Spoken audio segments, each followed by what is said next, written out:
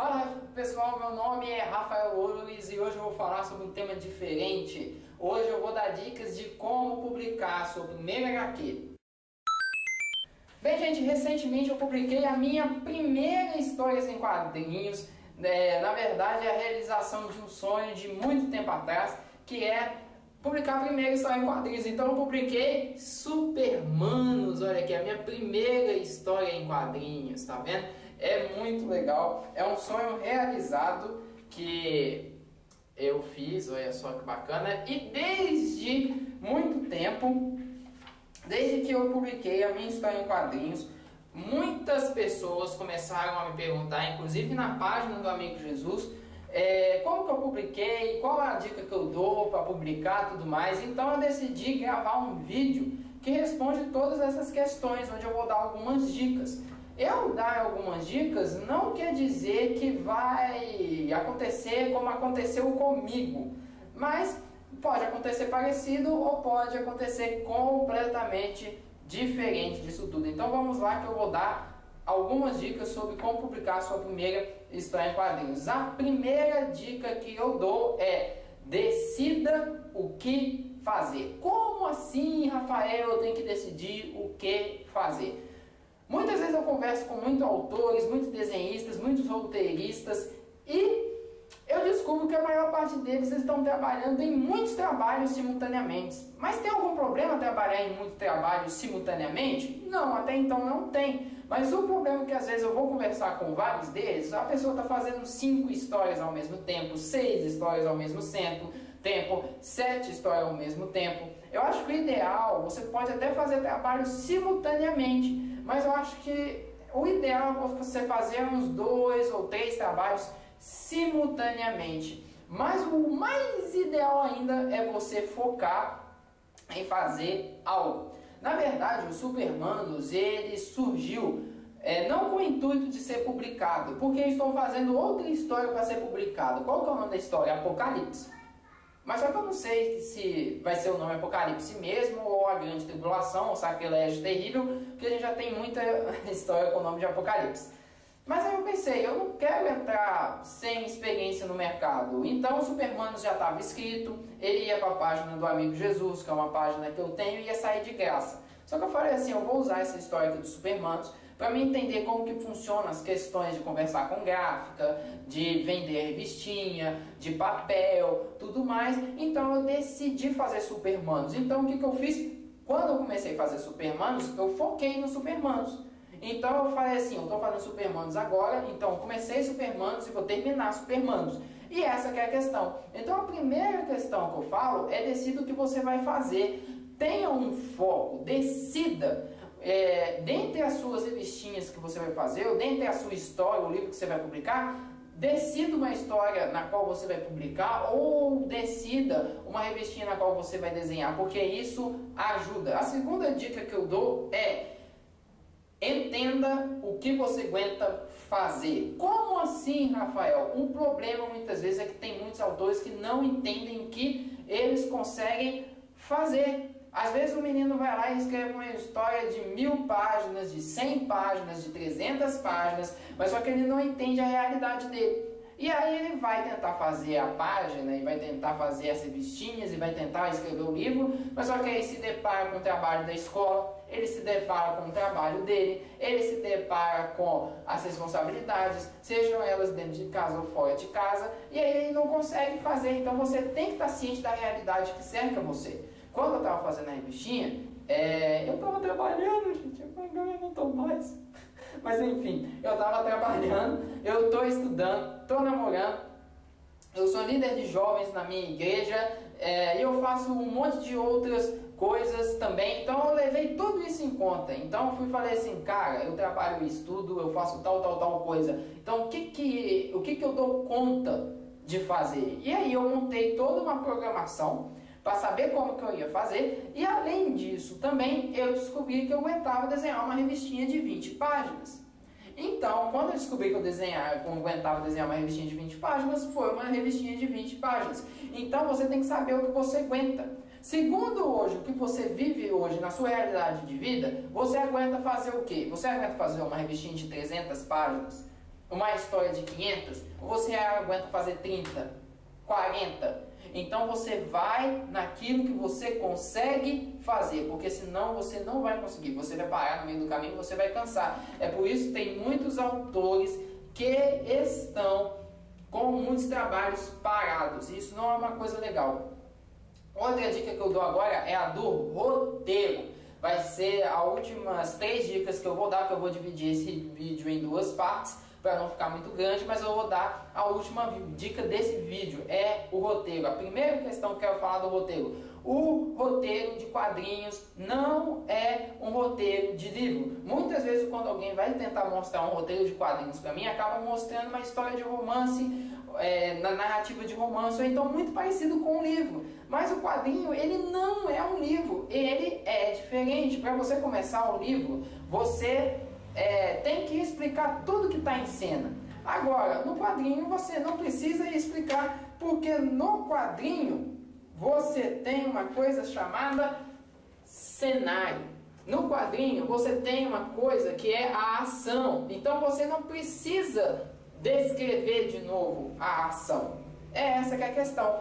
O roteiro do quadrinho, ele não tem que ser uma coisa como um livro narrado. Por um exemplo, Rafael está sentado no jardim de inverno da sua casa, gravando um vídeo para o canal Comics Review. Hoje ele está falando sobre o tema como fazer a sua história em quadrinhos ou publicar o seu primeiro livro. De repente ele pega a sua história em quadrinhos, mostra para a câmera e fala: "E aí, pessoal?", com um ímpeto muito grande e falando com a maior vontade do mundo, com o intuito de ajudar as pessoas. E aí então ele continua o vídeo. Não é assim a narração de quadrinhos. A narração de quadrinhos é parecida com uma receita de bolo, na qual eu vou estar mostrando para vocês agora na tela um exemplo de um roteiro que eu fiz. Olha.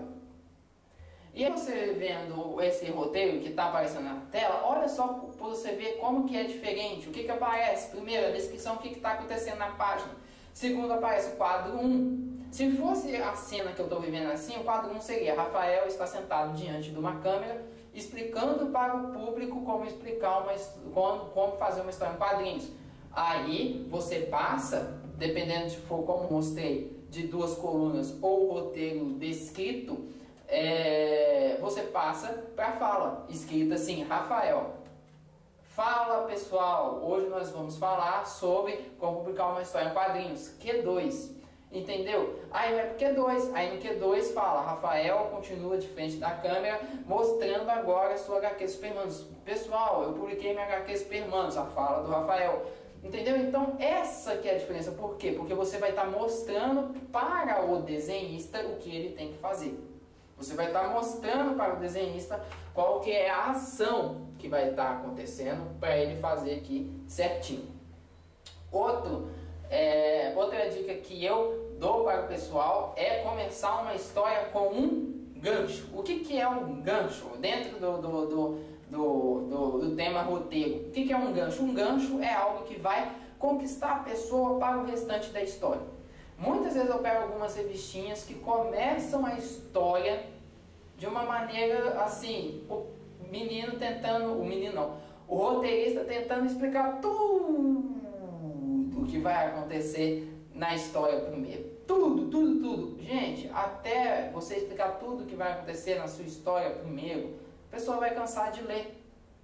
Vai cansar muito de ler. Por um exemplo, um dia desses eu peguei uma história do Lanterna Verde, do mix do Lanterna Verde, da tropa dos Lanternas Verdes. A primeira história era muito ruim. Eu não estava conseguindo ler e quase que eu não cheguei na segunda história, que era muito boa. Então, se acontece uma coisa assim, na questão da Marvel e da DC, da Image, de qualquer uma, imagina a gente que está começando agora. Então, o ideal é você pegar a pessoa com um gancho. Como assim? Começa com uma coisa muito interessante, entendeu? O que você faz? Você cria um problema no começo e depois, ao longo da revistinha, você explica como que eles vão resolver esse problema. Você pode até colocar umas 2 ou 3 páginas de falas, de apresentação dos personagens, mas a partir dali você já cria um problema que, o que acontece? Eles vão passar a revistinha a resolver um problema, igual por exemplo aqui o Supermanos, ó, o problema acontece nessa página, tá vendo aqui, ó, o problema acontecendo? Então o problema ele acontece nessa página. Quando você já joga o problema, a pessoa ela é fisgada. Então, por um exemplo, se você está fazendo uma história de super-herói, uma história de ação, o ideal é você começar com uma luta. Você pode começar com uma luta. Aí lá no meio da história, mais ou menos nessa parte aqui, ó, tá vendo? Você explica os porquês das coisas. E aí, ao invés de você criar algo que no começo vai ser cansativo, lá no final vai ser algo que vai ser legal e vai fazer sentido. A última dica que eu vou dar antes de passar para a segunda parte é uma dica que eu vou dar agora especialmente para os cristãos.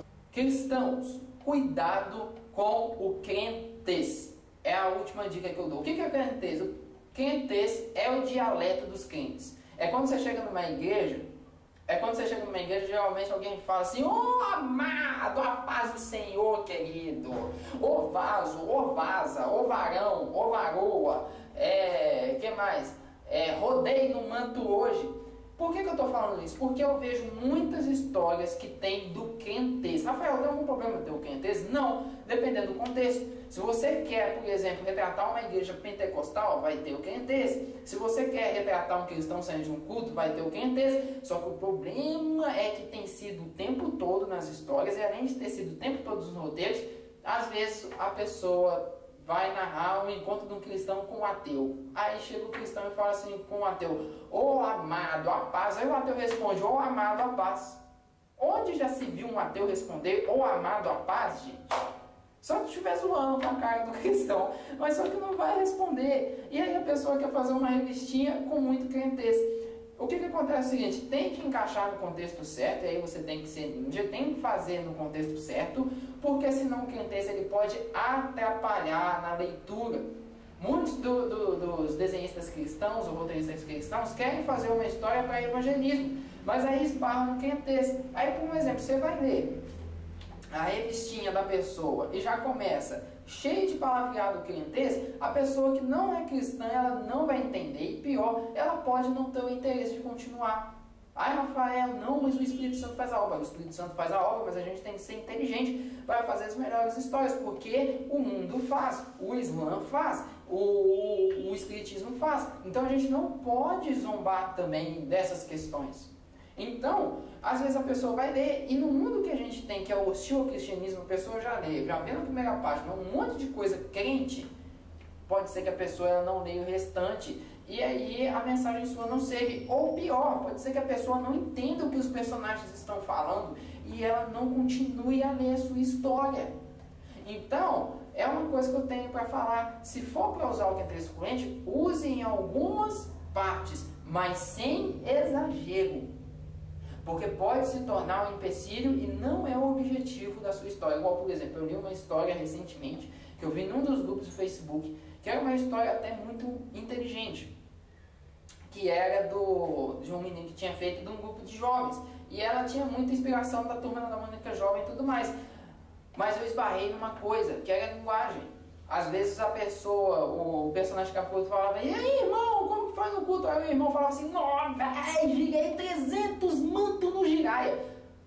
Beleza, você pode até falar: girei 300 mantos no giraia, mas o tempo inteiro. Então, usa pouco, não coloca tanto, tudo mais. E faça uma história onde as pessoas também que não são cristãs entendam, porque pode ser um problema lá na frente. Beleza? É isso daí, é a primeira parte de umas dicas que eu estou dando. Se você quiser adquirir Supermanos, adquira, que é muito legal. Depois eu vou fazer um vídeo especial explicando todas essas questões dos Supermanos, que a história por trás dos Supermanos é muito bacana, é muito mais do que vocês imaginam. Curtam as nossas páginas que vai estar aparecendo aqui, que está aqui, ó, Curta Amigo Jesus, tá vendo? Tem algumas charts minhas lá, alguns trabalhos e alguns reviews. Deus abençoe vocês e até semana que vem.